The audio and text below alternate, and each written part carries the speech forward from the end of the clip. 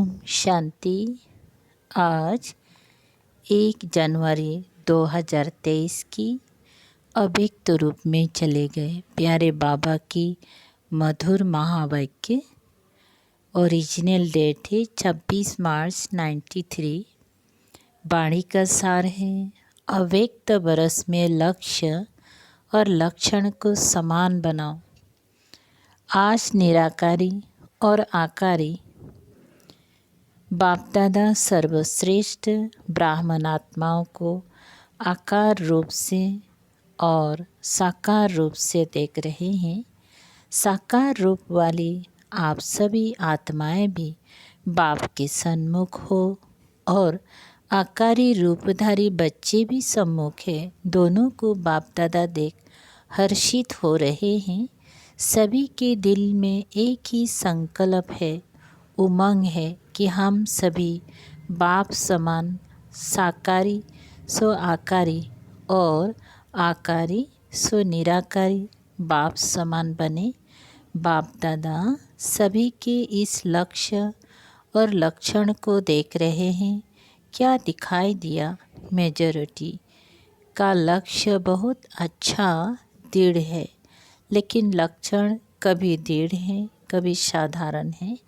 लक्ष्य और लक्षण में समानता आना यह निशानी है समान बनने की। लक्ष्य धारण करने में 99% भी कोई है, बाकी नंबरवार है। लेकिन सदा सहज और नेचुरल नेचर में लक्षण धारण करने में कहाँ तक है? इनमें माइनॉरिटी 90% तक है, बाकी और नंबरवार है। तो लक्ष्य और लक्षण में और लक्षण को भी नेचुरल और नेचर बनाने में अंतर क्यों है? समय प्रमाण, सर्कमस्टांस प्रमाण, समस्या प्रमाण। कोई बच्चे पुरुषार्थ द्वारा अपने लक्ष्य और लक्षण को समान भी बनाते हैं, लेकिन यह नेचुरल और नेचर हो जाए उसमें अभी और अटेंशन चाहिए। यह बरस अव्यक्त फरिश्ता स्थिति में स्थित रहने का मना रहे हो। यह देख बाप दादा बच्चों के प्यार और पुरुषार्थ दोनों को देख देख खुश होते हैं। बाह बच्चे बाह का गीत भी गाते हैं। साथ साथ अभी और आगे सर्व बच्चों के लक्ष्य और लक्षण में समानता देखना चाहते हैं। आप सब भी यही चाहते हो ना? बाप भी चाहते, आप भी चाहते। फिर बीच में बाकी क्या है वह भी अच्छी तरह से जानते हो। आपस में वर्कशॉप करते हो ना? बाप दादा ने लक्ष्य और लक्षण में अंतर होने की विशेष एक ही बात देखी। चाहे आकारी फरिश्ता चाहे निराकारी निरंतर नेचुरल नेचर हो जाए, इसका मूल आधार है निरहंकारी बनना। अहंकार अनेक प्रकार का है। सबसे विशेष कहने में भल एक शब्द देह अभिमान है, लेकिन देह अभिमान का विस्तार बहुत है। एक है मोटे रूप में देह अभिमान, जो कोई बच्चों में नहीं भी है, चाहे स्वयं की देह चाहे औरों की देह। अगर औरों की देह का भी आकर्षण है, वो भी देह अभिमान है। कोई बच्चे इस मोटे रूप में पास से मोटे रूप से देह के आकार में लगाव व अभिमान नहीं है, परंतु इसके साथ साथ देह के संबंधों से, अपनी संस्कार विषय से, बुद्धि विषय से, गुण विषय से, कोई कलाएं विषय से, कोई शक्ति विषय से उसका अभिमान अर्थात अहंकार, नशा, रोग, ये सूक्ष्म देह अभिमान है। अगर इन सूक्ष्म अभिमान में से कोई भी अभिमान है तो ना आकारी फरिश्ता नेचुरल निरंतर बन सकते, ना निराकारी बन सकते, क्योंकि आकारी फरिश्ते में भी देह अभिमान नहीं है, डबल लाइट है। देह अहंकार निराकारी बनने नहीं देगा। सभी ने इस बरस अटेंशन अच्छा रखा है। उमंग उत्साह भी है, चाहना भी बहुत अच्छी है, चाहती भी हैं, लेकिन आगे और अटेंशन प्लीज़। चेक करो, किसी भी प्रकार का अभिमान व अहंकार नेचुरल स्वरूप से पुरुषार्थी स्वरूप तो नहीं बना देता है। कोई भी सूक्ष्म अभिमान अंग स्वरूप में भी रहा हुआ तो नहीं है, जो समय प्रमाण और कहाँ सेवा प्रमाण भी इमर्ज हो जाता है। क्योंकि अंश मात्र ही समय पर धोखा देने वाला है। इसीलिए इस बरस में जो लक्ष्य रखा है बाप दादा यही चाहते हैं कि लक्ष्य संपन्न होना ही है। चलते चलते कोई विशेष स्थूल रूप में उस दिन उस समय कोई भी भूल भी नहीं करते हो, लेकिन कभी कभी ये अनुभव करते हो ना कि आज व अभी ना मालूम क्या है, जो जैसी खुशी होनी चाहिए वैसी नहीं है। ना मालूम आज अकेलापन व निराशा व व्यर्थ संकल्पों का अचानक तूफान क्यों आ रहा है। अमृत बेला भी क्या, क्लास भी किया, सेवा भी जब भी किया, परंतु ये क्यों हो रहा है।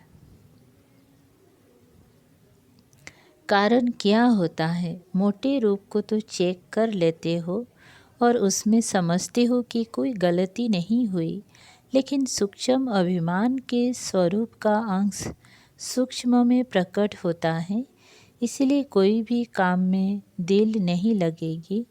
बैराग उदास फील होगा, या तो सोचेंगी कोई एकांत के स्थान पर चले जाएं, या सोचेंगी सो जाए, रेस्ट में चले जाएं, या परिवार से किनारा कर ले थोड़े टाइम के लिए।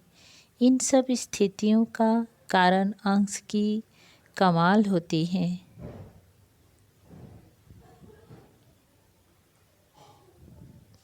कमाल नहीं कहो, धमाल ही कहो। तो संपूर्ण निरहंकारी बनना अर्थात आकारी, निराकारी, सहज बनना। जैसे कभी कभी दिल नहीं होती कि क्या सदा एक ही दिनचर्या में चलना है, चेंज तो चाहिए ना चाहते भी यह स्थिति आ जाती है। जब निरहंकारी बन जाएंगी तो आकारी और निराकारी स्थिति से नीचे आने की दिल नहीं होंगी, उसी में ही लवलीन अनुभव करेंगी। क्योंकि आपकी ओरिजिनल अनादि स्टेज तो निराकारी है ना। निराकार आत्मा ने इस शरीर में प्रवेश किया है, शरीर ने आत्मा में नहीं प्रवेश किया, आत्मा ने शरीर में प्रवेश किया। तो अनादि ओरिजिनल स्वरूप तो निराकारी है ना, कि शरीरधारी है। शरीर का आधार लिया, लेकिन लिया किसने? आप आत्मा ने, निराकार ने साकार शरीर का आधार लिया। तो ओरिजिनल क्या हुआ, आत्मा या शरीर? आत्मा।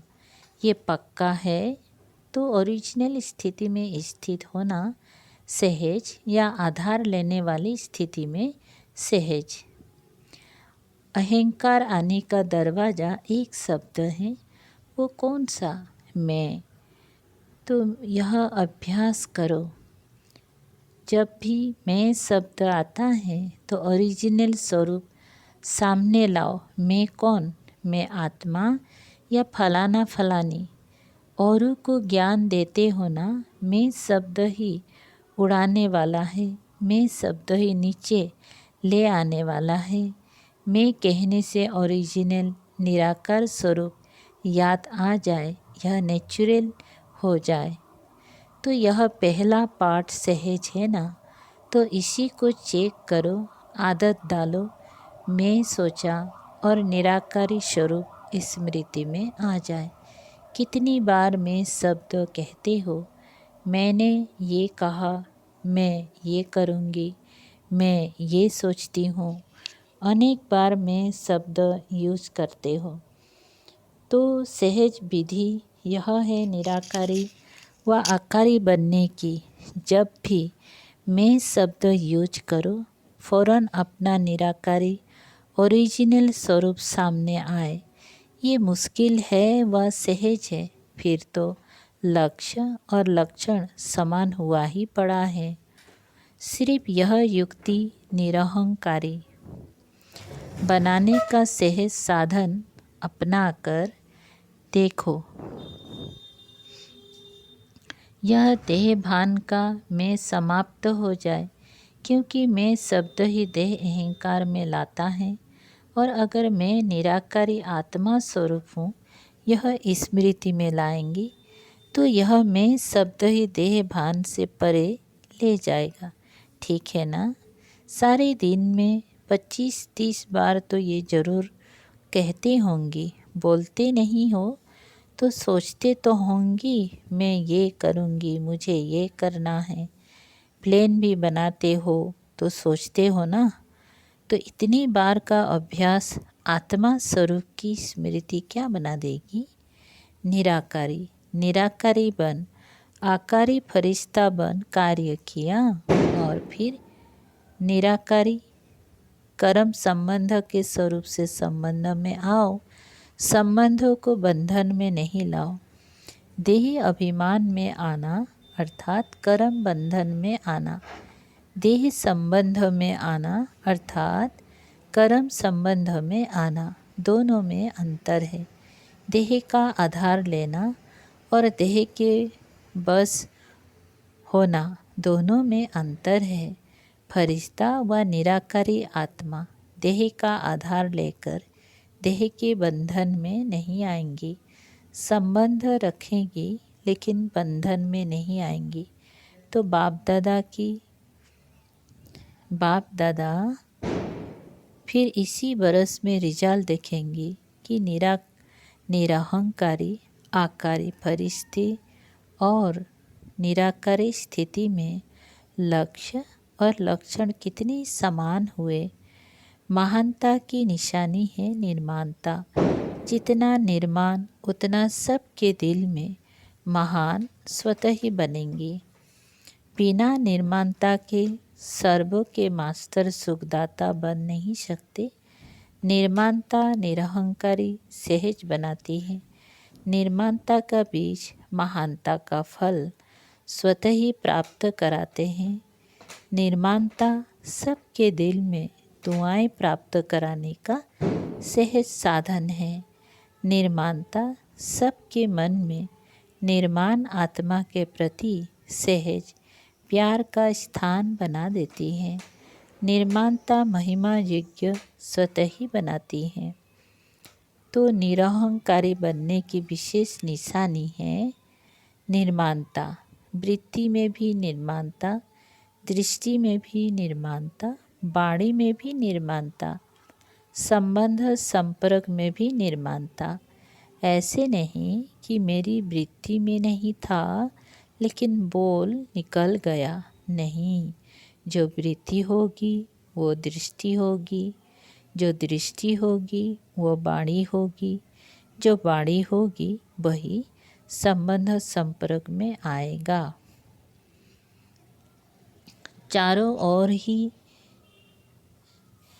चारों में ही चाहिए। 3 में है, 1 में नहीं है, तो भी अहंकार आने की मार्जिन है। इसको कहा जाता है फरिश्ता।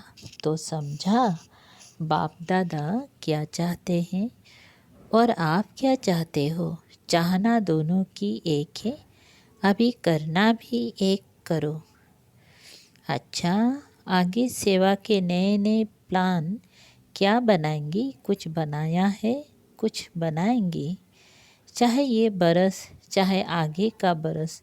जैसे और प्लान सोचते हो कि भाषण भी करेंगी, संबंध संपर्क भी बढ़ाएंगी, बड़े प्रोग्राम भी करेंगी, छोटे प्रोग्राम भी करेंगी।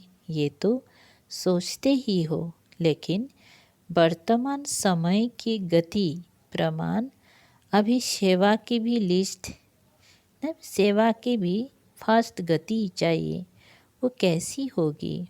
वाणी द्वारा, संबंध संपर्क द्वारा थोड़े समय में सेवा की सफलता ज़्यादा हो। सफलता अर्थात रिजल्ट इसकी विधि है। वाणी के साथ साथ पहले अपनी स्थिति और स्थान की वाइब्रेशन पावरफुल बनाओ। जैसे आपके जड़ चित्र क्या सेवा कर रहे हैं, वाइब्रेशन द्वारा कितने भक्तों को प्रसन्न करते हैं। डबल विदेशियों ने मंदिर देखे हैं, आपके ही तो मंदिर है ना। सिर्फ भारत वालों के मंदिर हैं, आपके चित्र सेवा कर रहे हैं ना। तो वाणी द्वारा भल करो, लेकिन अभी ऐसी प्लानिंग करो, वाणी के साथ साथ वाइब्रेशन की ऐसी विधि बनाओ जो वाणी और वाइब्रेशन डबल काम करे। वाइब्रेशन बहुत काल रहता है, वाणी से सुना हुआ कभी कभी कईयों को भूल भी जाता है, लेकिन वाइब्रेशन की छाप ज़्यादा समय चलती है। जैसे आप लोग अपने जीवन में अनुभवी हो कि कोई का उल्टा वाइब्रेशन अगर आपके मन में या बुद्धि में बैठ जाता है तो उल्टा कितना समय चलता है, वाइब्रेशन अंदर बैठ जाता है ना, और बोल तो उसी समय भूल जाएगा। लेकिन वाइब्रेशन के रूप में मन और बुद्धि में छाप लग जाती है, और कितना समय उसी वाइब्रेशन के बस उस व्यक्ति से व्यवहार में आते हो, चाहे उल्टा हो चाहे सुलटा हो, लेकिन वाइब्रेशन मुश्किल से मिटता है। लेकिन यह रूहानी वाइब्रेशन फैलाने के लिए पहले अपने मन में बुद्धि में व्यर्थ वाइब्रेशन समाप्त करेंगी, तब रूहानी वाइब्रेशन फैला सकेंगी। किसी के भी प्रति अगर व्यर्थ वाइब्रेशन धारण किए हुए हैं तो रूहानी वाइब्रेशन नहीं फैला सकते। व्यर्थ वाइब्रेशन रूहानी वाइब्रेशन के आगे एक दीवार बन जाती है। चाहे सूर्य कितना भी प्रकाशमय हो, अगर सामने दीवार आ गए, बादल आ गए, तो सूर्य के प्रकाश को प्रज्वलित होने नहीं देते। जो पक्का वाइब्रेशन है वो है दीवार, और जो हल्के वाइब्रेशन है वो है हल्के बादल या काले बादल। वो रूहानी वाइब्रेशन को आत्माओं तक पहुंचने नहीं देंगी। जैसे सागर में कोई जाल डालकर अनेक चीज़ों को एक ही बार इकट्ठा कर देते हैं, या कहाँ भी अपनी जाल फैलाकर एक समय पर अनेकों को अपना बना लेते हैं। तो वाइब्रेशन एक ही समय पर अनेक आत्माओं को आकर्षित कर सकते हैं। वाइब्रेशन वायुमंडल बनाते हैं। तो आगे की सेवा में वृत्ति द्वारा रूहानी वाइब्रेशन से साथ साथ सेवा करो, तभी फास्ट होगी।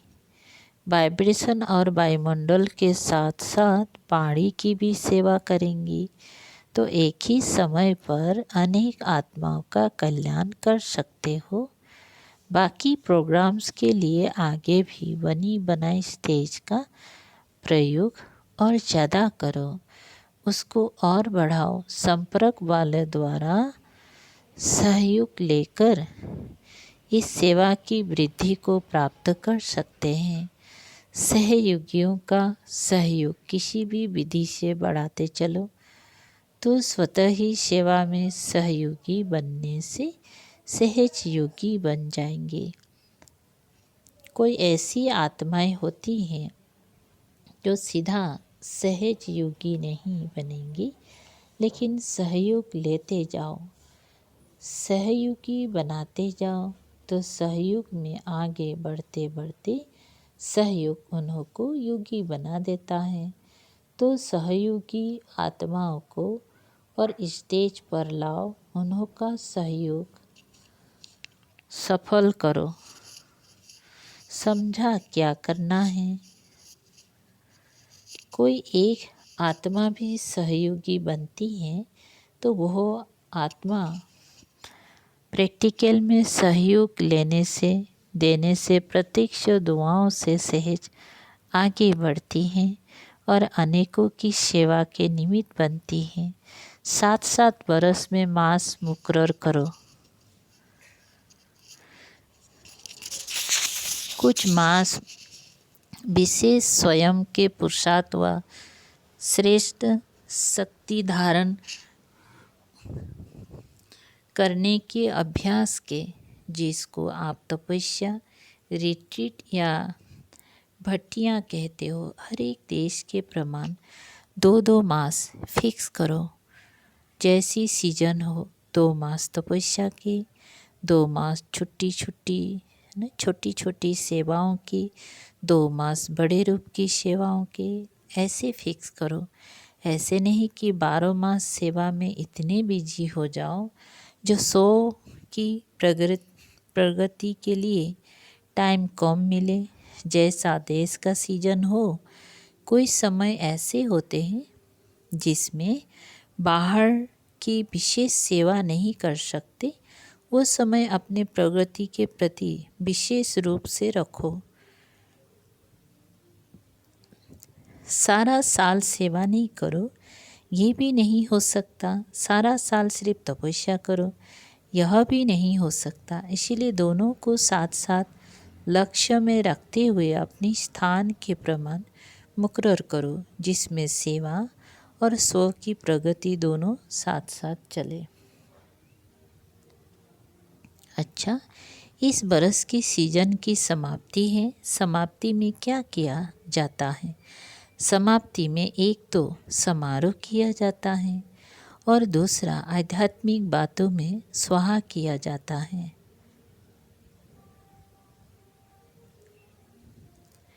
तो अभी स्वाहा क्या करेंगे?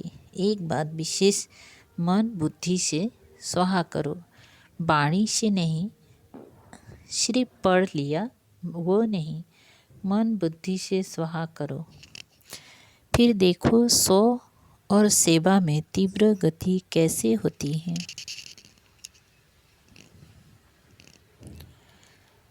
तो आज की तरह किसी भी आत्मा के प्रति व्यर्थ वाइब्रेशन को स्वाहा करो। स्वाहा कर सकते हो कि थोड़ा थोड़ा रहेगा। ऐसे नहीं समझो कि ये है ही ऐसा, तो वाइब्रेशन तो रहेगा ना, कैसा भी हो।